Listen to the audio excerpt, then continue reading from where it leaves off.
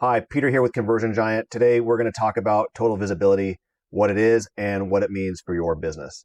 If you're watching this video, there's a good chance that you have an interest in getting traffic to your site, to your website, or you're trying to replenish traffic that once went to your website. This video really is a presentation I did for my team quite some time ago, but I find that today it is just more relevant given that people are using AI platforms in addition to normal search platforms to find information and, of course, services and businesses. So when we look at what we have traditionally called a SERP or a search engine results page, how it looks today is very different than how it looked even a year and a half ago. And so we see the emergence of AI overviews that has become prominent, and AI overviews sometimes recommend or suggest products and services.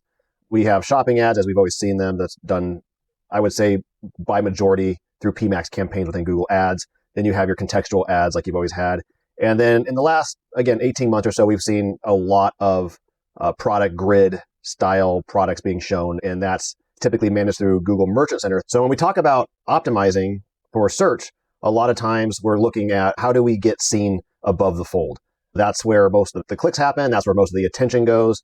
And so there's a lot of things to compete for that visibility now, whereas before it was just the shopping ads and then a bunch of organic listings going down the page in the past. Now, in addition to this, you have AI platforms where people start their searches and ultimately find what they're looking for. If you look at search, one thing to notice is that everything is very product focused. So you have obviously the AI overviews. If there are products that are being recommended, they will show pictures there.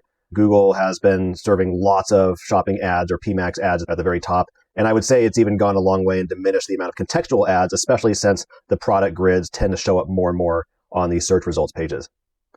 So when we've done this in the past, when we've tried to get advertisers visibility on search pages, there's traditionally been two ways of doing that. You pay for ads or you do SEO to gain organic placement. But with now having AI overviews in the mix, that there are other things that need to happen in order for advertisers to show up there.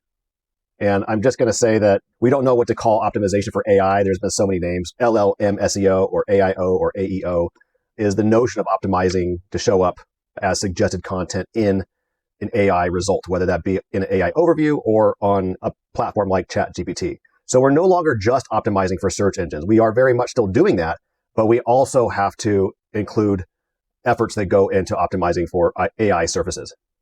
Believe it or not, a lot of the things that we do, which we will discuss in a minute, align with what we have done in the past. And I think a good way to think about how to optimize for AI services is understanding how we used to optimize for SEO. It gives us a lot of understanding and context around how to approach it. Although many of the things are the same and overlap, there are some other things that really stand out and need to be included in that mix. One thing that I like about the whole process is that it's actually putting a new emphasis on optimization processes that a lot of advertisers have done for a long time, but they have made them less of a priority in recent years. So what it means to optimize for AI, I think one of the most important things to just take notice of in the difference between search and AI is that when we've done searches in the past, or when your customers are doing searches, they're typing in keywords, and search algorithms have done their best job of finding relevancy between, pages that it's indexed and what people are actually searching. With AI, it's fundamentally different in the sense that there's a whole conversation happening around what the user is looking for. And as time goes on, AI gets very knowledgeable and in tune with each of its users. And I know that may be a separate conversation about privacy standards, but it's the way things are happening is that AI is going to continue to become more personalized, especially as you give it more information. It's a language model. So you're talking to it instead of just throwing out some keywords and expecting it to make a match between things that are relevant. So now you have this conversation happening, and it's doing its best job to find as personalized of results as it possibly can for what it is you might be looking for as a user. And as an advertiser, it's our job to make sure that we are providing as much context around our business, our services, and our products as possible. And so even though we look at optimizing for AI similar to SEO, it becomes even more important now that we are doubling down on a lot of the same things. And when we're trying to optimize for conversation or context, a few ways that we can do that is by really optimizing our product descriptions, being an authority as much as possible, and utilizing some of the principles around EEAT, optimizing our content and our website pages, encouraging reviews. All of that stuff really provides AI models with more context around how useful your products and services can be to your customers.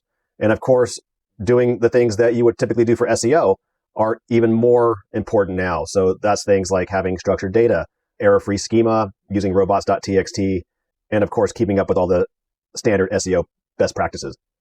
Coming around full circle, what it means to have total visibility means to do all of the same things that you've always done to get traffic to your website, advertising, search engine optimization. But now there's another layer that you do it for AI, because AI is going to be everywhere. It already is everywhere, but it's going to continue to be more prominent in how people engage with these types of surfaces.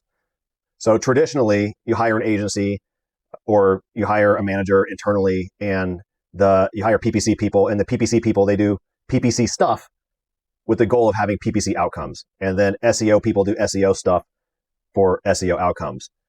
This has really changed in the sense that we see a lot more overlap in how experts engage. And I actually like it. It's a lot more collaborative. And in one scenario, you have PPC people really trying to optimize pages to become even more relevant for what people see through shopping ads, so that the landings are better and the conversion rates are better. And then you see SEO people optimizing product feeds so that they can take up more real estate in Google's free product listings. So there's more and more of this overlap and collaboration. And PPC and SEO people now just do stuff that benefits PPC, SEO, and AI optimization. So it's no longer realistic to separate these services, although many people still do that. They silo the service. Nowadays, it's more of a holistic approach to your overall marketing. And that's what we call total visibility. So I want to thank you for listening to my video. The takeaways from this is that there is more overlap between PPC and SEO and AI optimization than there ever has been before. SEO and paid search advertising is not going away. It's still mega important, and it is still the number one way people are getting their traffic and sales. So this is not throw all that in the trash can.